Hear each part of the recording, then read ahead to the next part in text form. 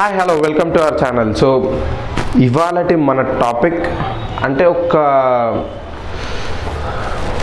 2-3 days నుంచి అయితే trending topic నడుస్తుంది. అండ్ దీనిపైన క్లారిటీ అంటే కొన్ని మీడియాస్ కానీ ఏదైనా కానీ డిఫరెంట్ టైప్స్ ఆఫ్ రాస్తుర్రు. సో అంటే ఈ టాపిక్ పైన మా ఛానల్లో కూడా చాలా వీడియోస్ రావడం జరిగింది అండ్ దాన్ని మీరు చాలా బాగా ఆదరించారు. దానికి thank you so much. And so దీనిపైన నేను ఇచ్చే క్లారిటీ అంటే ఇప్పుడు మెయిన్ ఇక 2-3 డేస్ నుంచి ట్రెండింగ్ అంటే ఓన్లీ ఒకటే మంచు ఫ్యామిలీ టాపిక్, మంచు ఫ్యామిలీ ఫైట్.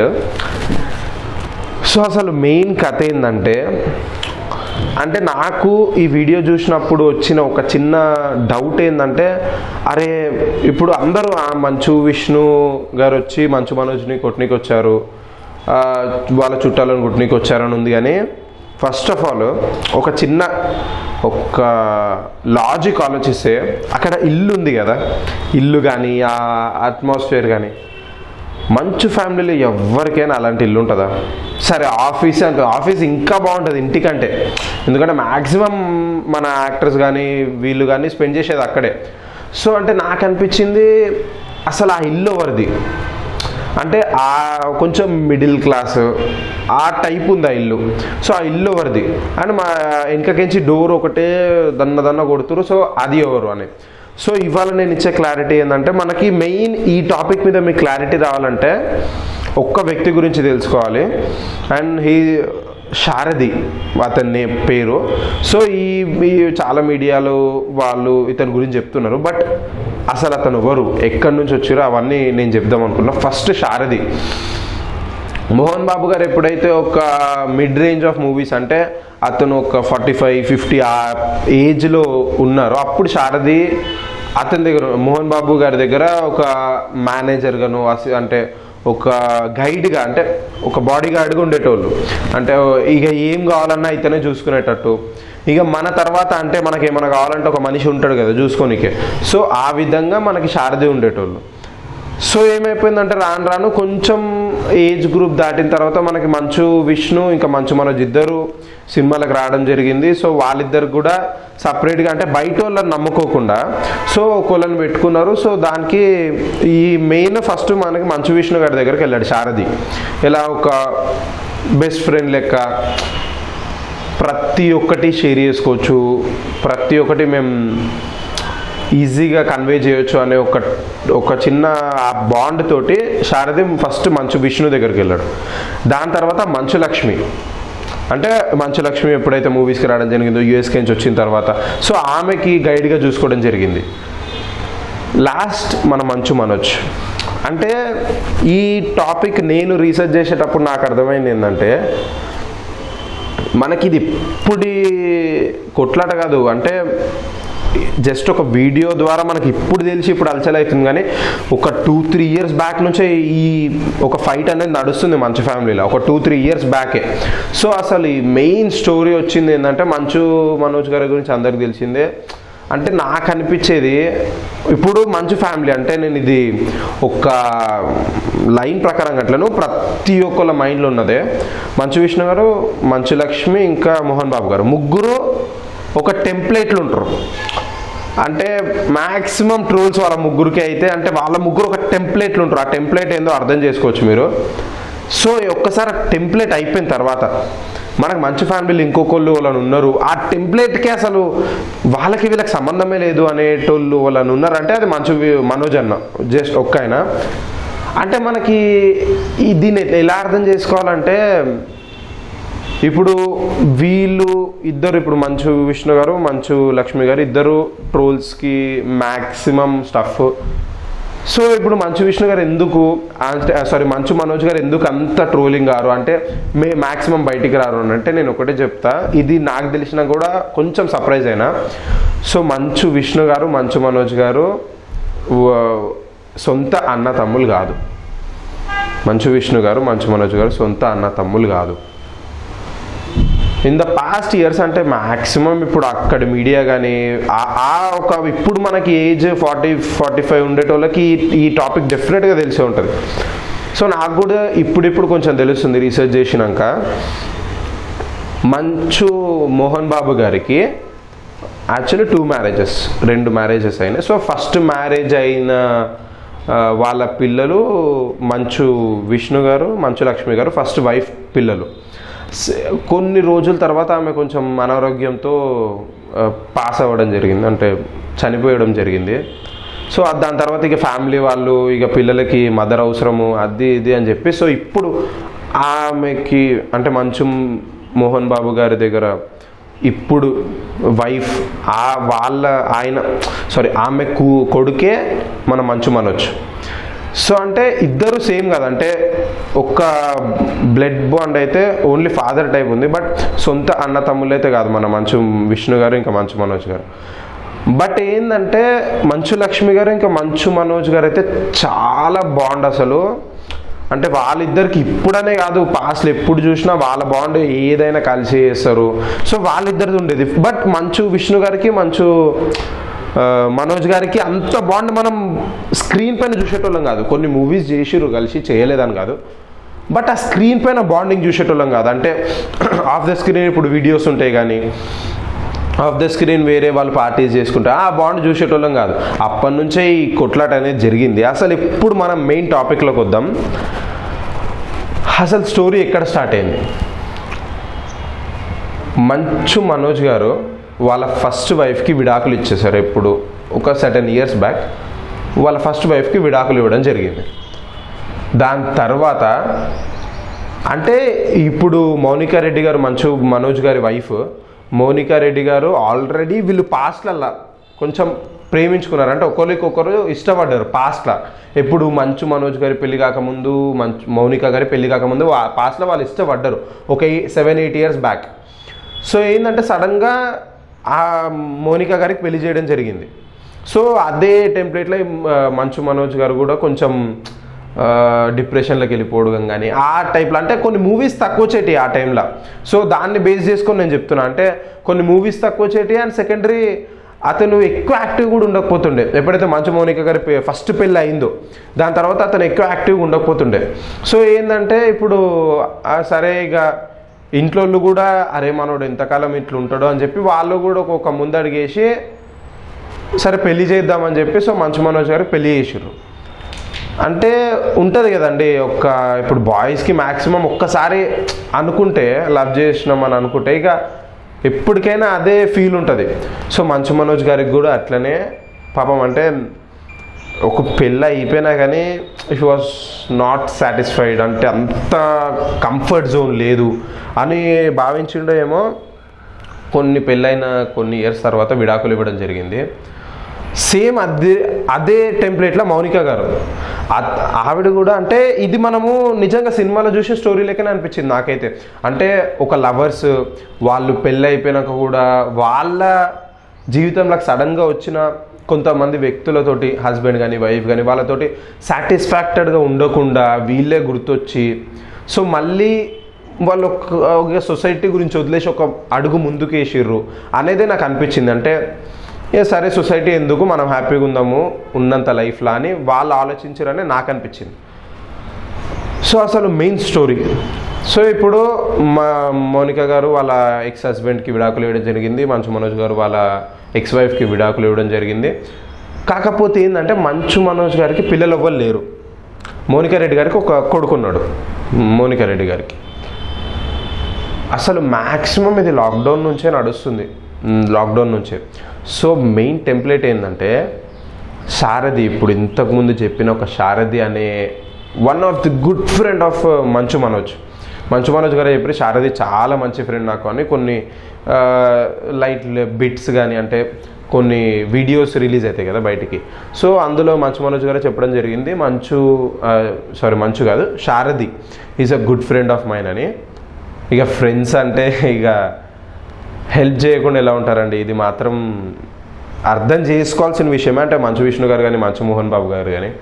కాకపోతే ఇక్కడ ఏమైందంటే శారది గారు ఇప్పుడు మనకి ఒక లాక్డౌన్ అయిపోయిన ఆ టైం పీరియడ్లో సో వీళ్ళిద్దరూ మళ్ళీ ఒకటే దగ్గర ఉందామని ఫిక్స్ అయ్యారు కొన్ని రోజుల వరకు. అంటే మళ్ళీ అన్నీ సెటిల్ అయిపోయినాక మనం చెప్దాంలే అని ఒకటే ఫ్లాట్లో మంచు మనోజ్ గారు ఇంకా మౌనిక రెడ్డి గారు ఉండడం జరిగింది. వాళ్ళు ఉన్నది not in the bad days, అంటే బ్యాడ్ డేషన్ కాదు, ఇప్పుడు ఎట్లయినా లాక్డౌను కొంచెం అర్థం చేసుకోవచ్చు, మూవ్ ఫార్వర్డ్ కావచ్చు. ఇద్దరు లైఫ్లో సేమ్ టెంప్లెట్ పైన ఉన్నారు, ఇద్దరు సేమ్ బేస్ పైన ట్రావెల్ అవుతారు. సో దే వాంట్ సరే ఒకటే దగ్గర ట్రావెల్ అవుదామని చెప్పి వాళ్ళు ఉన్నారు. మంచు మనోజ్ గారికి హెల్ప్ చేసింది, ఇప్పుడు మనం ఒక్కోళ్ళతో ఉన్నాము అని అంటే మనకు ఫ్రెండ్స్ హెల్ప్ లేనిదైతే ఇంపాసిబుల్. డెఫినెట్గా మన ప్రతి ఒక్క లైఫ్లో ఒక ఫ్రెండ్ ఉంటాడు అట్లాంటి వాడు. సో మంచు మనోజ్ గారి లైఫ్లో శారది ఏం కథ అంటే, ఈ కొన్ని వీళ్ళు ఈ ఫ్లాట్లు ఉండడం కానీ వాళ్ళకి హెల్ప్ చేయడం కానీ ఇవన్నీ శారది గారు చేసేటోళ్ళు అనమాట. ఇది మంచు ఫ్యామిలీకి తెలియదు, అంటే మంచు విష్ణు గారికి కానీ మోహన్ బాబు గారికి కానీ లక్ష్మి గారికి కానీ తెలియదు. సో ఇది మెయిన్ ఫైట్ స్టార్టింగ్ ఇది. అంటే ఎప్పుడైతే ఒక ఫ్రెండ్ని, ఇప్పుడు ఇంట్లో డిఫరెంట్గా రియాక్ట్ అవుతారు ఫ్రెండ్ పైన, బట్ వాడు చేసింది కరెక్టో కాదో బయట వాళ్ళకి అర్థమవుతుంది. అంటే థర్డ్ పర్సన్ ఇంట్లో వదిలేసి నెక్స్ట్ పర్సన్ వాళ్ళు మాత్రమే వాడిని అర్థం చేసుకోగలుగుతారు, ఒక ఫ్రెండ్ చేసిన హెల్ప్ని. సో నాకు తెలిసినంత వరకు అయితే ఏ ఫ్రెండ్ అయినా ఇదే హెల్ప్ చేస్తారు. అంటే ఆల్రెడీ డిప్రెషన్లో ఉన్న ఫ్రెండ్ ఇప్పుడు సరే మూవ్ ఆన్ అవుదాం అనుకుంటుండు, సొసైటీ గురించి ఆలోచిస్తుండు, హీఈస్ అ ఫెమిలియర్ పర్సన్. ఇప్పుడు మనకి స్టోరీస్ మన గల్లీల్లో ఎక్కడో కొన్ని అయితేనే ఉంటాయి, బట్ వీళ్ళు సెలబ్రిటీస్ కాబట్టి ఇది మనకి ఇంత బాగా బయటికి రీచ్ అవుతుంది. అంటే వీళ్ళు ఒక పేరున్నోళ్ళు చాలా, ఇప్పుడు మోహన్ బాబు గారి గురించి తెలిసిందే. సో ఒక గ్రేట్ ఫాదర్ సన్ కాబట్టి మనకి ఇంత తెలుస్తుంది. ఇదే నార్మల్ పీపుల్కి ఇట్లయితే అసలు పట్టించుకునేటోడే ఉండడు. సో ఒక ఫ్రెండ్గా అతను చేసింది హెల్ప్ మాత్రం కరెక్టే. ఈ స్టోరీ అంతా పక్కన పెడితే ఫస్ట్ మంచు విష్ణు గారు ఎందుకు కొట్టడానికి వచ్చారు, నేను ఫస్ట్ చెప్పినట్టే ఆ ఇల్లు మాత్రం మంచు ఫ్యామిలీది కాదు. ఎందుకంటే ఆ మిడిల్ క్లాస్ ఆ టైప్ ఇల్లు. అండ్ సెకండ్ థింగ్, మనం మంచు మనోజ్ గారి వాయిస్ గురించి ఆలోచిస్తే ఫోన్ ఇలా పెట్టుకొని వెనకల్కేంచి మాట్లాడినట్టే ఉంది ఆ వాయిస్ అనేది. సో మనకి మంచు విష్ణు గారు మంచు మనోజ్ గారిని చూస్తలేరు, అంటే ఇక్కడ ఫోన్ పట్టుకొని ఇక్కడ మనిషి ఉండి మాట్లాడిండు, ఆ వాయిస్ అనేది క్లియర్గా మనకి అర్థమైంది. సో ఏంటంటే అక్కడ మంచు విష్ణు గారు ఉన్నారు. మంచు విష్ణు గారు మంచు మనోజ్ని చూసి అంటాడు, ఏదో అన్నాడు కదా అరే తురే అని అన్నాడు కదా అనేది మంచు మనోజ్ గారిని చూసి అంటలేడు మంచు విష్ణు గారు. సో ఏంటంటే ఇక్కడ నాకు డౌట్ వచ్చింది, అసలు వీళ్ళిద్దరి మధ్యలో లొల్లి కాదు. అండ్ వాళ్ళు చుట్టాలంటున్నారు, చుట్టాలంటే మనోజ్ గారి గురించి మనకు తెలిసిందే, ప్రతి ఒక్కరిని ఆయన చుట్టాలు లెక్కనో చూస్తాడు. నిజంగా he's a gold hearted person. అంటే మనకి కొంతమంది వాల్యూ ఉన్నప్పుడు అర్థం కాదు, బట్ ఇప్పుడు మ్యాక్సిమం మెంబర్స్కి తెలుసు he's a gold hearted person in the Manchu family. మనకి సేమ్ ఒక స్టోరీ చెప్తా, ఈ స్టోరీ అంటే చెప్పొచ్చో చెప్పొద్దో తెలియదు. మనకి NTR, junior NTR great actor. So ఆయన లైఫ్లో ఏ టెంప్లెట్ అయితే, ఏ బేస్ అయితే నడిచిందో మంచు మనోజ్ గారి దాంట్లో కూడా అదే బేస్ నడుస్తుంది. బట్ అతను కొంచెం ప్రూవ్ చేసుకున్నాడు సినిమాలలో. బట్ ఇతను ప్రూవ్ చేసుకున్నాడంటే ఇతని ముందు మూవీస్ బిందాస్ కానీ వేరే పోర్టుగాడు కానీ అది ఒక వేరే లెవెల్ మూవీస్ ఉంటాయి. అంటే ఇక చూసినా ఎన్నిసార్లు చూసినా బోర్ కొట్టని మూవీస్ చాలా ఉన్నాయి మంచు మనోజ్ గారి కెరియర్లో. సో ఏంటంటే ఆ ఇంటి బిడ్డ కాదు, అంటే ఆ ఇంటి కొడుకు కాదు, కానీ ఆ ఇంటి లెగసీ అంటారు కదా, ఆ ఇంటి లెగసీని ముందుకు తీసుకుపోయే ఒక వ్యక్తి. అది నాకు నందమూరి ఫ్యామిలీలో ఎన్టీఆర్ అనిపించాడు. అంటే మిగతా ఇప్పుడు మన బాలకృష్ణ గారు కానీ లేకపోతే వేరే కొన్ని హీరోస్ ఉన్నారు, బట్ ఇప్పుడు ఆస్కార్ లెవెల్కి పోయింది ఎన్టీఆర్ మాత్రమే కాబట్టి మనం ఈ టాపిక్ చెప్పుకోగలుగుతున్నాం. సో నందమూరి ఫ్యామిలీలో హీజ్ ఎన్టీఆర్ గారు ఆ లెగసీని ముందుకు తీసుకుపోతున్నారు. యాజ్ వెల్ యాజ్ ఈ మంచు ఫ్యామిలీలో ఒక లెగసీ అంటే అరే ఈయన ఉన్నాడు కదరా ఈ ఫ్యామిలీలో, ఈయన మంచోడు అని వీళ్ళందరూ కూడా మంచోళ్ళే. బట్ కొంచెం ట్రోలింగ్స్కి వచ్చినందుకు కొంచెం మనకు ఆ వర్షన్ అనేది క్రియేట్ అయిపోయింది మధ్యలో. మంచు విష్ణు ట్రోల్స్ ఉంటాయి, ఆ వర్షన్ అనేది క్రియేట్ అయింది. అందుకనే మనం కొంచెం అతని పేరు చూసినప్పుడల్లా, అంటే యూట్యూబ్లో కానీ అతని పేరు వచ్చినప్పుడల్లా ఫస్ట్ మనకు వచ్చే ట్రోల్సే. సో ఫస్ట్ ఆఫ్ ఆల్ మనకు మంచు విష్ణు గారు అయితే he's a gold hearted person. ఆ ఇంటి మనిషి కాకపోయినా చాలా ఆలోచిస్తాడు ఆ ఇంటి గురించి. సెకండ్ థింగ్, శారది గారి గురించి మాట్లాడుకుందాం. అంటే first of all friend help చేసిండు. ఒక ఫ్రెండ్ వేరే అమ్మాయితోటి, అంటే ఒక డిప్రెషన్లో ఉన్న ఫ్రెండ్, ఇది మాత్రం హైలైట్ చేయాలి. ఎందుకంటే నార్మల్ ఫ్రెండ్కి చేస్తే తప్పు, ఒక డిప్రెషన్లో ఉన్న ఫ్రెండ్ కొంచెం హెల్ప్ చేసిండు, కొంచెం మూవ్ ఆన్ కావడానికి, ఇది తప్పు అయితే కాదు. సో మెయిన్ లొల్లేడ స్టార్ట్ అయిందంటే మనకి ఈ రీసెంట్ టైమ్స్లో తెలిసింది. అంటే మంచు మనోజు ఇలా ఉంటున్నాడు ఒక ఫ్లాట్లా అని ఈ రీసెంట్ టైమ్స్లో తెలిసింది. సో అంటే ఇక వాళ్ళు ఇప్పుడు అతను చిన్న మనిషి, అంటే ఏజ్ చిన్నదైతే కాదు కదా, ఆల్మోస్ట్ 30 years. అంటే అతని ఓన్ డెసిషన్స్ అతను తీసుకునే ఏజ్ అది. సో మోహన్ బాబు గారు అయితే వదిలేసారు. అంటే సరే అది ఆ ఏజ్ ఇష్టం వచ్చిన డెసిషన్స్ తీసుకున్నాను. మన విష్ణు గారు కూడా వదిలేసిర్రు, సరే అతని ఇష్టం ఉండొచ్చు అని. మెయిన్ స్టోరీ ఎక్కడ టర్న్ అయిందంటే శారది గారు అంటే నార్మల్గా ఏ సిచ్యువేషన్లు ఉండేనో ఆ టైంలో మంచు విష్ణు గారిని అరే అని అన్నాడు. అంటే ఎప్పుడైతే పెళ్ళి అయిపోయిన తర్వాత, అంటే పెళ్ళికి కూడా స్టోరీ చాలా పెద్దగా ఉంది పెళ్ళికి. అంటే మంచు విష్ణు గారు పెళ్ళికి రావడం అయితే మెయిన్ కారణం మంచు లక్ష్మి గారు. అది కూడా ఆ వేసుకున్న అవుట్ఫిట్ కానీ, మంచు విష్ణు గారు వేసుకున్న అవుట్ఫిట్ కానీ మంచు లక్ష్మి గారే పంపించి, సో మోహన్ బాబు గారు చెప్తే వచ్చిండు పెళ్ళికి. అది కూడా 15-20 minutes ఉన్నాడు పెళ్ళి. కానీ ఫిలిం నగర్లో చిన్నగా జరిగింది పెళ్ళి. బట్ ఏదైనా పెళ్ళే. బట్ ఏంటంటే మంచు విష్ణు గారు అప్పటి నుంచే స్టార్ట్, అంటే ఒక 15 minutes ఉన్నారు. వేరే ఏ ఫంక్షన్లో, పెళ్ళి అంటే చాలా ఫంక్షన్స్ ఉంటాయి, ప్రతి ఫంక్షన్లో కనిపించింది ఓన్లీ మంచు లక్ష్మి గారు. అందుకని నేను చెప్తున్నా, ఒక తల్లి బిడ్డలు కాకపోయినా ఎంత క్లోజ్ ఉంటారు అంటే వాళ్ళిద్దరు.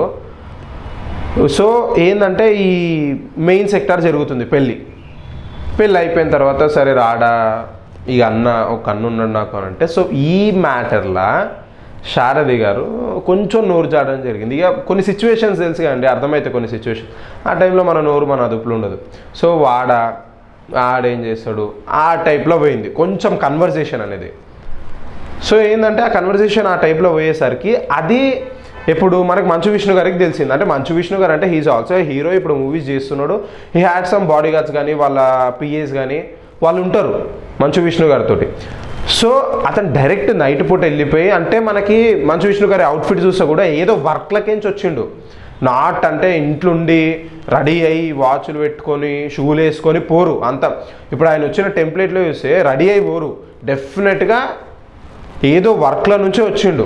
సో వర్క్ కార్డ్ ఉండే బాడీ గార్డ్స్, పిఏసో, హెయిర్ డ్రెస్సర్స్, వీళ్ళు హీరో అంటే చాలామంది ఉంటారు వాళ్ళ కింద. సో వాళ్ళు బయట ఉండి ఆ డోర్ కొట్టేటోళ్ళు, అంటే డోర్ ఒకటే కొడుతున్నారు. సో మంచు విష్ణు గారిని ఎవరైతే ఆపుతున్నారు ఇది తెలుసుకుందాం.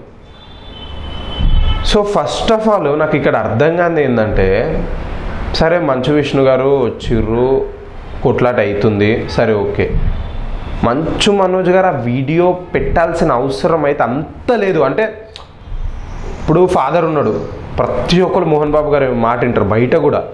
సో ఒకసారి డాడీ ఇట్లా అవుతుంది అని చెప్తే అయిపోతుండొచ్చు కదా అని నా ఫీలింగ్. ఇప్పుడు ఆ వీడియో స్టోరీలో పెట్టి రచ్చ మొత్తం మీడియాలో ఇప్పుడు ఒక 1-2 weeks వరకు మర్చిపోరు ఇవ్వాలి ఈ టాపిక్ అయితే.